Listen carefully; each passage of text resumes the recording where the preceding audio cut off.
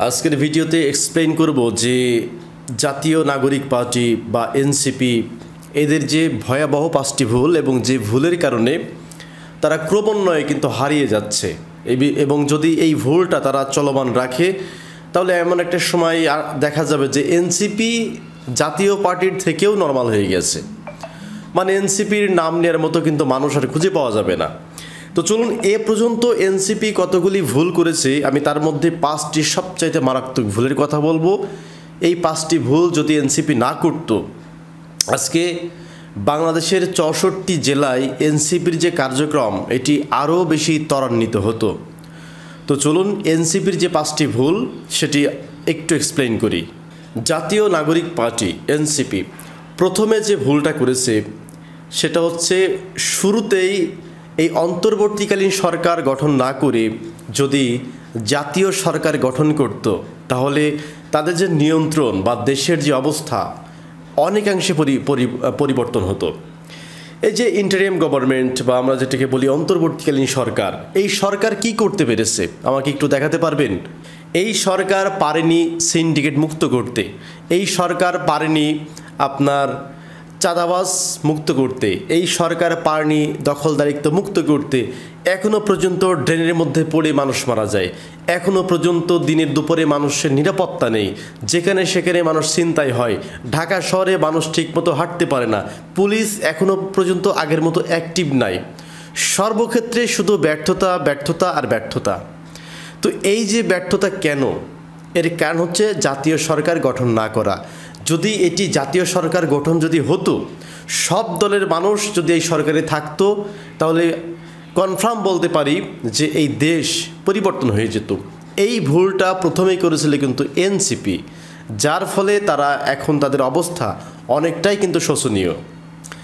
এরপর তারা 2 নম্বর যে ভুলটা শুরু থেকে করে এসছে সেটা হচ্ছে সাংগঠনিক মামলা না করা। দেখেন এই যে জুলাই গণ অভ্যুত্থান যেটা হলো, আজকে আপনি সার্জিস বলেন, হাসনাত আবদুল্লাহ বলেন, আসিফের কথা বলেন, নাহিদের কথা বলেন, এরা যে আজকে বড় বড় পোস্টে বসে আছে, বড় বড় কথা বলতেছে, কাদের কারণে?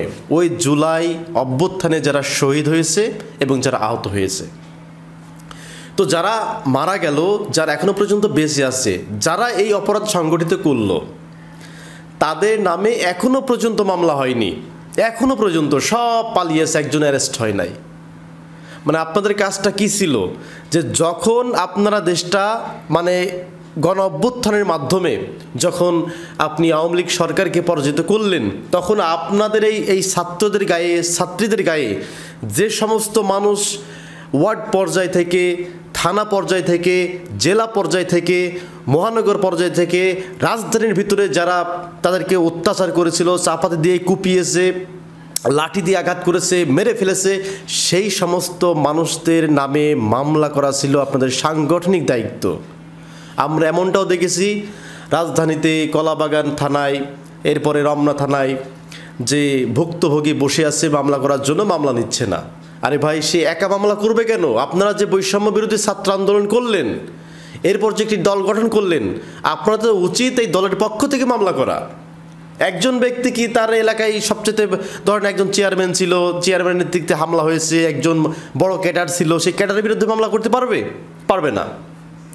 আপনারা যেমন ডাক দিয়েছেন, আপনাদের ডাকে যারা ঘর থেকে বের হয়েছে, এখন যেহেতু আপনাদের হাতে পাওয়ার আছে, এখন এই পাওয়ারটাকে খাটিয়ে যারা আপনাদের ডাকে ঘর থেকে বের হয়েছিল, তাদের উপরে যারা হামলা করেছিল, সেই সমস্ত দুষ্কৃতিকারীদেরকে, সন্ত্রাসীদেরকে আইনের আওতায় আনার দায়িত্ব ছিল আপনাদেরকে। তা না করে আপনারা কি করতেছেন এটা তো বাংলাদেশ মানুষ দেখতেছে। এটি হচ্ছে এনসিপির 2 নম্বর ভুল। এরপরে এনসিপির যে 3 নম্বর ভুল সেটা হচ্ছে মানুষের প্রত্যাশা পূরণে ব্যর্থ। যখন 5 আগস্ট যেই দিন হলো এবং শেখ হাসিনা যখন বাংলাদেশ থেকে চলে গেল, এদেশের মানুষ, অনেক মানুষ স্বপ্ন দেখেছিল যে দেশটা এবার নতুন রূপে সাজাবে। ছাত্ররা দায়িত্ব নিয়েছে, এবার আমরা নতুন একটা বাংলাদেশ পাবো, যেই বাংলাদেশে থাকবে না কোনো ভেদাভেদ, যেই বাংলাদেশে কাজ করার জন্য কোনো ঘুষ লাগবে না, যেই বাংলাদেশে কল করলেই পুলিশ আমার পাশে এসে হাজির হবে, যেই বাংলাদেশে কোনো তদবির লাগবে না, এমন একটা বাংলাদেশ আমরা পাবো যেই বাংলাদেশে স্বাধীনভাবে ব্যবসা করব, 1 টাকাও চাঁদা দেওয়া লাগবে না। এরকম একটা বাংলাদেশের স্বপ্ন কিন্তু মানুষ দেখেছিল। কিন্তু এই স্বপ্ন পূরণে এই বৈষম্য বিরোধী ছাত্র আন্দোলন কিংবা এনসিপির কথা বলেন, তারা পুরোপুরি ব্যর্থ। 5ই আগস্টের আগে দেশের পরিস্থিতি যেরকম ছিল কোনো পরিবর্তন হয় নাই, বরং আরও খারাপ হয়েছে। একটা সময় তো দিনের দুপুরে কারোর কাছে চাঁদা চাওয়া কিংবা মানুষ মার্ডার করা দুঃসাধ্য একটা ব্যাপার ছিল। আর এখন আপনারা তো দেখতেছেন সিসিটিভির ক্যামেরাতে যে দিনে দুপুরে অস্ত্র নিয়ে মানুষের উপরে হামলা করতেছে, চাঁদার জন্য মানুষকে পিটিয়ে মেরে ফেলতেছে, একেবারে অন স্পট, কোনো বিচার নাই, মানে বিচারহীনতায় চলে গেছে দেশ। তো মানুষ এনসিপির কাছ থেকে বা এই ছাত্রদের কাছ থেকে যে প্রত্যাশা করেছিল সেই প্রত্যাশা পূরণ হয়নি। তাহলে আমরা বলতে পারি এই যে প্রত্যাশা পূরণ করতে ব্যর্থ, এর দায়ভার এনসিপির। এরপর এনসিপির 4 নম্বর যে ভুল, সেটা হচ্ছে আহতদের পাশে না দাঁড়ানো। আমরা দেখেছি যে আহতদের পাশে কখন দাঁড়ালো, যখন মিডিয়াতে প্রচুর পরিমাণে নিউজ হয়েছে। পিনাকিদা প্যারিস থেকে বলতেছে এর দায়িত্ব যদি কেউ না নেয় ওর ঠিকানাটা আমাকে দেন, আমি আহত পরিবারের দায়িত্ব নেব। ইলিয়াস বলতেছে আমি আহত পরিবারের দায়িত্ব নেব। তারা বিদেশ থেকে দায়িত্ব নিতেছে আহত পরিবারদের জন্য, আর যাদের জন্য যাদের ডাকে তারা রাস্তায় নেমে এসে আহত হলো, নিহত হলো, তারা একেবারে পাঁচজনের গাড়িতে করে ঘুরে বেড়াচ্ছে। এটি মানুষ খুব নেগেটিভভাবে দেখেছে।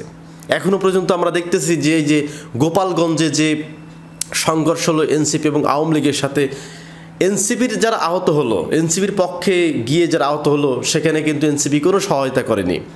মুরাদনগরে এনসিপি এবং বিএনপির যে সংঘর্ষ হলো, বিএনপি কিন্তু ঠিকই তাদের দলীয় নেতাকর্মীদের পাশে দাঁড়িয়েছে, কিন্তু এনসিপি তার দলীয় নেতাকর্মীদের পাশে দাঁড়ায়নি। এটি হচ্ছে আরেকটি ভুল এনসিপির, এবং এই ভুল যদি চলমান থাকে খুব শীঘ্রই এনসিপি কিন্তু বিলুপ্ত হয়ে যাবে। এরপর সর্বশেষ এনসিপির 5 নম্বর যে ভুলটা, এই ভুলটা যদি এনসিপি ক্রমাগত করে এনসিপি হারিয়ে যাবে। দেখেন এনসিপি তো সেই দিন তৈরি হলো, তো সুতরাং তাদেরকে কোনো বড় দলের সাথে কাজ করতে হবে। সেই হিসাবে এনসিপির সাথে সবচেয়ে গুড রিলেশন জামাতের, এবং জামাতও চাই এনসিপি তাদের পক্ষে হয়ে কাজ করুক বা তাদের সঙ্গে একটা মিত্রতা থাকুক। জামাতের সাথে মিত্রতা ভেঙে ফেলা মানে এনসিপির কপালে কিন্তু বহুত বিপদ। কারণ কি দেখেন, আওয়ামী লীগ যদি কখনো ফিরে আসে, এনসিপির মাথা থেকে পা পর্যন্ত কিন্তু খুঁজে পাওয়া যাবে না তারা কোথায় যাবে। কারণ আওয়ামী লীগের প্রথম টার্গেট হচ্ছে এনসিপি। বিএনপির সাথে একটা ভালো সম্পর্ক ছিল, কিন্তু ক্রমান্বয়ে বিএনপির সাথে কিন্তু এনসিপির ভালো সম্পর্ক নেই। এখন এনসিপির উপরে এই যে বিএনপি বলেন, আওয়ামী লীগ বলেন বা অন্য কাউকে আপনি বলেন, এনসিপির উপরে অ্যাটাক করতে পারছে না কেন জানেন? কারণ জানে এনসিপির যে পিছনের শক্তি, এই শক্তিটা হচ্ছে তাদের যে সরকার আছে, এই সরকার প্লাস তাদের যে মাঠের শক্তি, এই মাঠের শক্তি যোগান দেয় জামাত ইসলাম। তাদের পাশে জামাত আছে, তাদের পাশে শিবির আছে। এই যে গোপালগঞ্জে যখন এনসিপির উপরে আওয়ামী লীগ হামলা করলো, প্রথম প্রতিবাদ কে করলো? আপনার বিএনপি প্রতিবাদ করে নাই, আওয়ামী লীগ করে নাই, আওয়ামী লীগ তো করবেই না, আরও যে সমস্ত দল আছে তারা কিন্তু প্রতিবাদ করে নাই। প্রথম প্রতিবাদ বাইতুল মোকরমের গেটের সমাবেশ ডেকেছে জামাত। সেখানে ডক্টর শফিকুল ইসলাম মাসুদ বলতেছে এনসিপির উপরে যে হামলা হয়েছে এটা তীব্র নিন্দা জানায়, প্রয়োজনে আমরা গোপালগঞ্জে লং মার্চ করব। এনসিপির পাশে সব সময় অর্থ দিয়ে, সাহায্য দিয়ে, লোকবল দিয়ে এনসিপির পাশে দাঁড়াচ্ছে জামাত। আর এই জামাতকে নিয়ে যদি বারবার কটু মন্তব্য করা হয়, যেমন একবার মাহফুজ করলো জামাতকে নিয়ে মন্তব্য, এই যে ব্যাপারটা, তাদের সাথে কিন্তু আওয়ামী লীগের একটা বৈরিতা আছে, মানে আওয়ামী লীগের সাথে তাদের কোনো মিল নাই। অন্যদিকে বিএনপির সাথেও কিন্তু তাদের একই অবস্থা। তাদের এখন পাশে দাঁড়ানোর মতো একটি দল আছে, সেটা হচ্ছে জামাত। তাদের সবচেয়ে ভালো হবে জামাতের সাথে মিত্রতা করে রাজনীতি করা। জামাত থেকেও যদি তারা প্রত্যাখ্যিত হয় বা রিজেকশন হয়, এনসিপির নাম নেওয়ার মতো মানুষ বাংলাদেশে থাকবে না, এটা লিখে রাখতে পারেন। তো এই 5টি মারাত্মক ভুল এনসিপি যদি তারা করতেই থাকে, তাহলে পরে একটা সময় দেখবেন জাতীয় পার্টির নাম নেওয়ার মতো লোক আছে, কিন্তু এনসিপি করার মতো লোক বাংলাদেশে একটাও আপনি খুঁজে পাবেন না। তো প্রিয় দর্শক, এই ভিডিওটি সম্পর্কে যদি কোনো মন্তব্য থাকে তাহলে অবশ্যই কমেন্ট করে জানাবেন। ভালো থাকবেন, ধন্যবাদ সবাইকে।